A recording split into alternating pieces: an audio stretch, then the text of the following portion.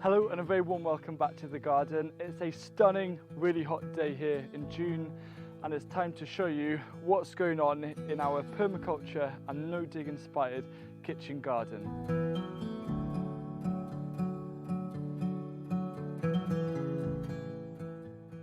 So we're here at the first bed in the entrance of the garden, and the first thing that we've got growing here is Ford Hook Giant Chard. It's a chard that I've never grown before, but I've been mulching it just because it is a leafy green and it needs a lot of moisture with grass clippings to help maintain the moisture. And you'll see that we do that quite a lot in the garden, especially in this video, because it's been so hot. We're actually running out of water because we're not on mains. So we're just having to be careful with that. Now, something that I've never grown before is this. Now, I think I'm going to butcher the name, but it's called Hookatai Black Mint. And it's this stunning plant that smells like this amazing kind of mint. But there's something else to it. Maybe like, I don't know, for me, maybe like a vanilla-y undertone. But apparently this is going to get quite big, up to 3 foot in size. Keen to see how that goes. And you'll see that there's a lot of marigolds dotted, well, pot marigolds, these are calendula, dotted around the garden, just adding these pops of orange. This here is one of my favourite things that's happened this year in the garden. It's caraway, and it's green caraway seeds. And I always think about the real gems in the garden that make it different, make it special, things that you can never get from a supermarket. And green caraway seeds, that the flavour is insane. They're just tiny seeds and they pack so much. It kind of reminds me of green coriander seeds. And it's a biennial, so it just overwintered absolutely fine, forgot it was here. Then these leaves came up and it shot up, and just about to do a big harvest of these amazing seeds that are so potent. And also they create these tiny little white flowers that you can also eat. So it's June the 22nd, and it's an exciting day for me because it will mark the first broad bean harvest of the season. This is a broad bean called Ratio. I think it's a perfect size, and I'm pleased with how these have been performing. There was a bit of wind, so we've had to put up a very simple structure using just bamboo and string, but they're looking nice and healthy. We've also, because we had really cold weather that knocked off a few of these plants, we replaced them with crimson flowered dwarf beans. I don't know which are which now, but all I do know is that I'm going to enjoy them. And now in the bed in front of me here, this is where we had our garlic, which did succumb to rust, so we kind of pulled it out nice and early. But the same day that we took out the garlic, we've put in quite a lot. So we've got dwarf beans, and then we've got 2 types of beetroot that we've put in. And then I've also put in a row of oca right in front of the carrots, just as something different. Oca is it's a stunning plant. It has lots of nice texture, and it's a nice tuber. So I had some plants and there's a little gap there, and I thought I'd just put them in. So the biggest challenge that we are actually facing this year is not really the lack of water. It's actually a bit of a vole problem. It seems to be a bit of a boom year in their population, and for the most part we've been managing. I always like to sow some extra seeds, so if a plant does get damaged, we can replace it. And what they do is they bury underneath the plants, and this can then create an air pocket where the roots can dry out and then the plants can actually die. So very often it's actually about going around, looking where there is damage, and there's some beetroot here that I'll need to replace. But if you see a plant popped up, I just push it back down and I persist. And I'll show you an example where that has actually worked and I haven't actually had to replace any plants using that method. So these dwarf beans were the first that we put in, and they've put on a lot of growth now, and they're just about to probably start flowering in the next week or two. We had a lot of voles under here, and I'd always come across plants that had popped up or were leaning over. I just kept on pressing them down, and all of the plants have survived. The voles have given up, they've settled, and now I can look forward to some nice harvests. So it's really nice because the borage is now all starting to come out around the garden, and I've been seeing a lot of bees, especially bumblebees, really enjoying. They're actually a really tasty flower. They're a bit like kind of on the cucumber spectrum is probably the best way in terms of describing the flavour. We've also got this dill here that I'm going to let flower. And talking about flowers, these are 3 leek heads that will soon explode in the next 2 or 3 weeks with beautiful big pops of purple, and I've never seen such a concentration of bumblebees as I have with leek flowers. So the onions are starting to bulb up now, and these are looking really healthy. Now, one thing that I like to do is I don't actually grow spring onions, because what I do instead is either with onions or with shallots is I'll actually pull off one of the leaves and I can chop this up nice and finely, and it's basically the same thing as a spring onion to add on top of salads. But yeah, we've got over 100 onions here.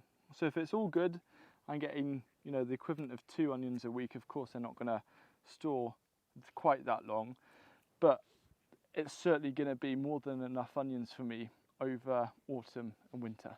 This corner of the garden has changed quite a bit. It was very much surrounded with a lot of Asturian tree cabbage. We've actually taken most of them out, apart from the ones that aren't flowering, because my guess is we're going to put in either a bunch of kale or a bunch of leeks in this bed. Whenever we remove crops, we actually cut them just below the base of the soil and we leave the roots in. Leaving roots in the ground is one of the easiest ways to promote plant health.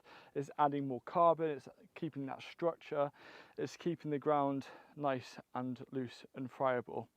And then it's gone a bit crazy in this corner as well. We've got hops that have decided to take over the two ends of these A-frames that we're going to have to deal with.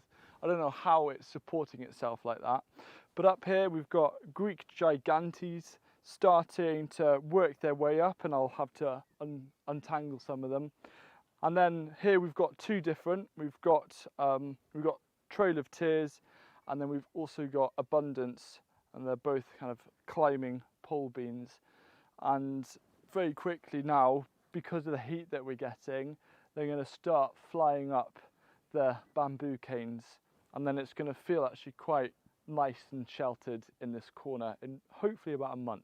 So on the theme of climbing beans, in here we've actually got some Rhonda black runner beans that are starting to grow. We're trying to keep it open on the inside, and eventually they will just outgrow everything else that's here.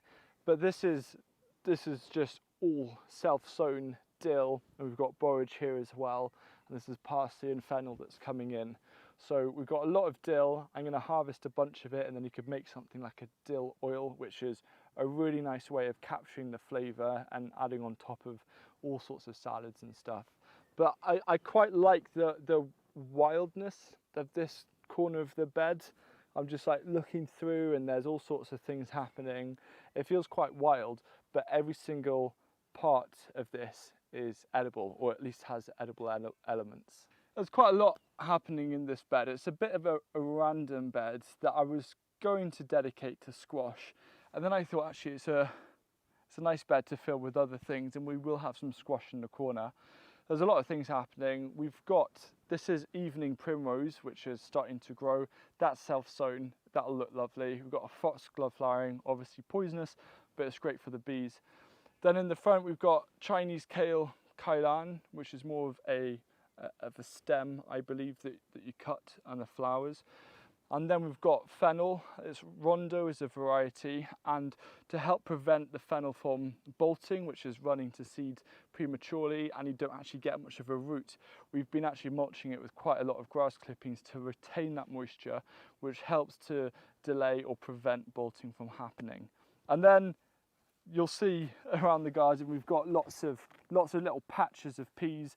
These are just starting to develop now. I'm not actually going to add a structure, I'm just going to kind of let them sprawl a bit on the ground. I quite like that.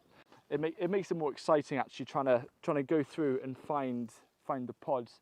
And then we've got, this is Dakota Black sweet corn, which we had a lot of spare seedlings, and I've never grown sweet corn outside before. I thought, you know what, now's the time to do it. I've been telling myself it's impossible, but that's basically from other people that I've heard that from. So I thought, no, I'm going to do it. I'm going to see if we can grow sweet corn outside in this part of Wales. And then obviously I've got more peas in the front. That's Calvert and Wonder. And I like this bed. I'll fill it with a couple of squash plants, but it just feels like there's quite a lot happening.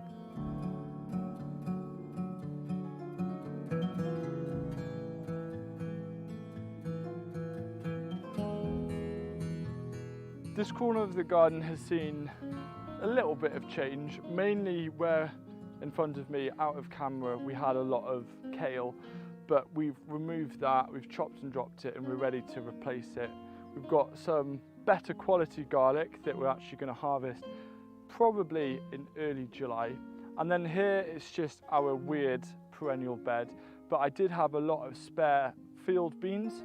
So we've put out these field beans here, and they're just starting to create the little beans at the bottom as an extra harvest. And very often my approach is, if I see a little bit of a gap and I've got some spare plants, I don't really care what it is, I will put it in. It's kind of my lazy approach to polyculture is, if there's a gap and if I feel that I have a plant that complements that gap, I will just stick it in and see what happens. All I've got left is I've got some runner beans to plant out here. Scarlet Emperor, a very solid, kind of quite a traditional variety.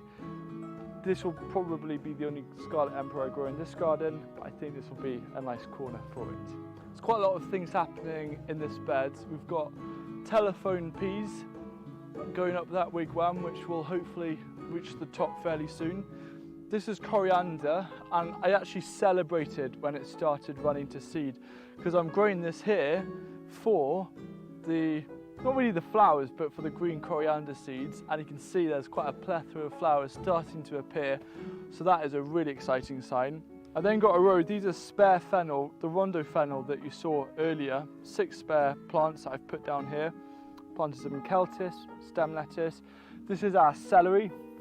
That again we're keeping moist, and it's really nice and moist and cool when I remove the mat of grass from underneath, because celery is one of those plants that just needs constant soil moisture. We then planted a little row of carrots that have direct sown, and then these big things that look like beetroot or chard is actually mangelwurzel or mangle beet, and they've been putting on a lot of growth. Now, for the most part, it's 2 plants each, and we're actually going to thin them to 1 plant each, but you can eat the leaves. So we're actually letting them grow slightly big. We're going to thin them. We can treat all of those leaves from the thinned one a bit like Swiss chard or beetroot, and there's a lot of food there just from the thinnings. And then we're going to allow those individual plants to grow on and hopefully become nice big plants. And then towards the end, we've got some more field beans. So field beans are like broad beans, but a dwarf version of both the beans and the pod, but they're really, really productive. And then a few peas in the corner. And talking about peas, right next to me here is Oregon sugar snap. And I've just been munching away on the first few pods. You want to start eating them when the peas are developing, and it's a really tasty snack. A new crop for me is yacon. And I was kindly given some spare tubers when I went to visit Real Seeds, and I thought I'd give them a go. I've heard some really good things about them, so I'm going to plant a couple in this bed because they can grow quite large, and apparently they do really like a generous handful of compost. And this trowel that I'm using, I'm an ambassador for Gardena this year, and this trowel is, I think, my new favourite product. It's their Ecoline range. So really trying to actually use, for example, 85% of the plastic here is made from recycled plastic, most of it from household waste.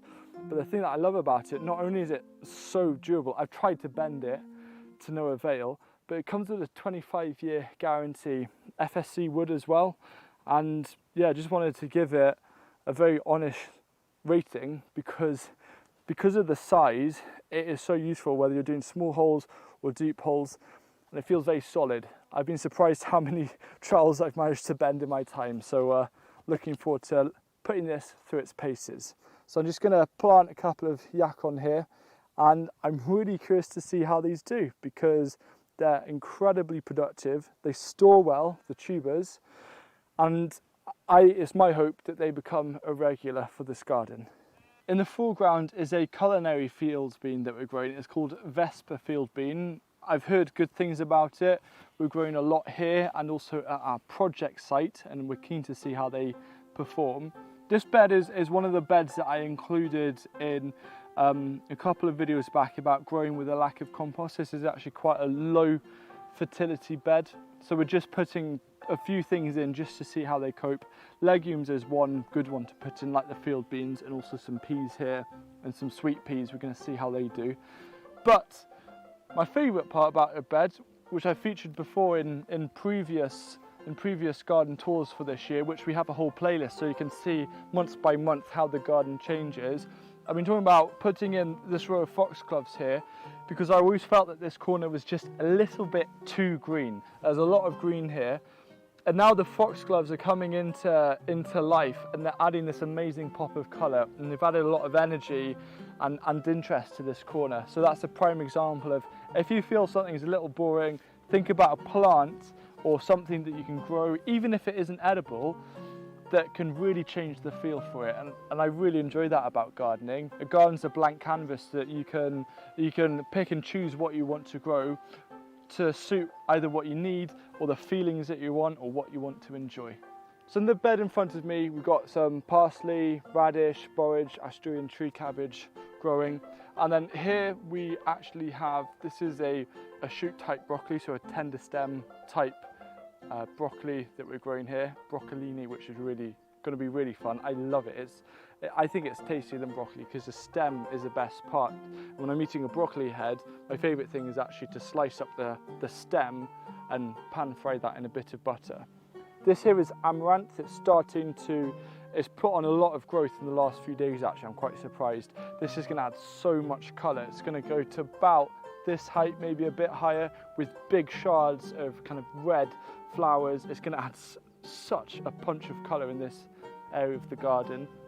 And then here, this is an overwintered fennel that's now taller than me. So it's heading on towards 7 foot, and we're going to let it flower because the fennel flowers are really tasty, a real delicate taste. And also the seeds, the green seeds of fennel, are really nice kind of aniseed flavour. And then we've just planted some other things around it. But I like this bed, I like where it's going. We've had fall issues in this bed. There's probably been about 3 or 4 beds where there have been quite serious fall issues. But as you can see, everything's just continuing on with life. So closest to you in the foreground is some yin-yang bush beans, which have these beautiful looking seeds. Here I just want to highlight what this is. This is buckwheat.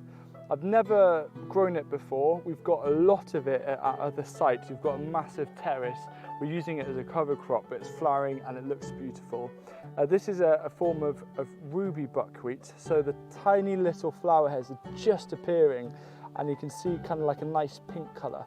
So hopefully, next time we do the garden tour, this buckwheat will be in full display. And then here, we've actually got some chocolate type sunflower. So it creates a nice chocolatey looking flower. And again, it's gonna add a lot of nice splashes of colour to the garden, and of course, edible values as well. In this bed just outside the solar tunnel, lots of different things going. It's another bit of a bed where if we have some spare seedlings, put it in, because I like having a nice mix of different plants in a bed. If you think about it, a raised bed is almost like a mini garden in itself, and you can treat it like that. By far my favourite part of this bed though is more peas. These are Kelvin and Wonder, which are just a solid variety that grow kind of semi-dwarfing. And then we've got more Wonder Black runner beans there, some more sweet corn, you know, just lots of different things happening. And this is filling up quite quickly. So the bed that I'm sat at is our asparagus bed. Now just letting it all grow and die back naturally. I'm thinking of potentially next year intercropping with strawberries. Strawberries and asparagus is quite a common companion planting of the two crops. But I have put in the calendula hedge. In the last garden tour, you could see all just the little plants, but now they're all starting to flower, and they'll be flowering now for as long as I keep on top of deadheading, another 2 to 3 months at least. Then this little patch here, I've just got some more amaranth to just create a nice shard of colour. And then behind me, just letting the comfrey flower, lots of bees, and then we're going to add that to compost and the liquid feeds that we're making. This is our primarily it's a brassica seed bed where we start off our brassicas, you know, thinking everything like purple sprouting broccoli, kale, cabbage. These are basically ready size now to be transplanted into their final growing positions at a deeper level, because you can plant brassicas deeper than they actually grow. At the end we had our rat's tail radish. It's still there, but I'm now letting it all seed. There's no other radish that's flying at the moment, and I was really happy with how that turned out. And because the seeds came over from America and I'm limited to how many packets I can get, I'm going to save seed here and hopefully have my own supply. And then we've got some a globe artichoke, which we took a harvest from very recently, which is always a nice little thing to enjoy, and some more climbing beans. You've seen that there's a lot of wigwams and vertical structures in this garden. I just think that having something, because quite a lot of plants are horizontal, having then these kind of, not unstrategic, but just these little pockets of vertical interest and vertical growth makes a small space feel a lot more full, but it also helps make, in a different way, it helps make a big space feel more interesting. Rather than feeling too open, you're actually creating a lot of nice little rooms and areas of interest to walk throughout the garden and to kind of split up the view a bit. So the coffee ground experiment bed is actually doing pretty well for just the neat coffee ground, but we've got to bring order back into this chaos. So in the next garden tour, hopefully that'll all be sorted and I can give you a proper update. Plus we'll start doing the first bricks or refractometer readings on the peas and the beans to see if there's any difference, and I'll be able to share those with you in the next tour. But behind me here is one of my favourite things to see. It's amazing forests, or these rows of leeks, 5 different varieties. They're about a week or 2 away from transplanting now. I mean, some of them I would transplant, and I can't wait, because I've been without leeks for about 3 months now, and it's getting really tough. It's absolutely sweltering here in the polycrub, and so it'll just be a quick one, but most of the polycrub is planted up. We've got cucumbers, we've got tomatoes, the physalis is doing really well, lots of nice fruits coming off, and then as you can see, the corn as well. It's definitely doubled in growth over the last few days. I was actually shocked when I came to the garden this morning to have a look. And then just apart from all the many different varieties of tomatoes, where we kind of prioritized, the weirder the name, the sooner in the list it should be in terms of priorities for finding space. So I'm interested to see what fruits summer brings and what kind of cool basket shots we can get there. But just in the corner just to my right, we've got a load of carrots that have gone to flower, and we just left them there to see what would happen, and there's a lot of really interesting insects on it. So yeah, it's just really cool to think that small kind of little orange carrots that were sown in March 2021 can then eventually turn into quite a sight of amazing big white flowers. Even after gardening for many, many years, it always staggers me how quickly things grow and how much changes. And it's going to be really interesting looking in a month's time how this garden is looking. So if you want to compare this garden to the end of May, this video right here will take you to that, and you can have a quick comparison to see how much can happen in as little as 4 weeks.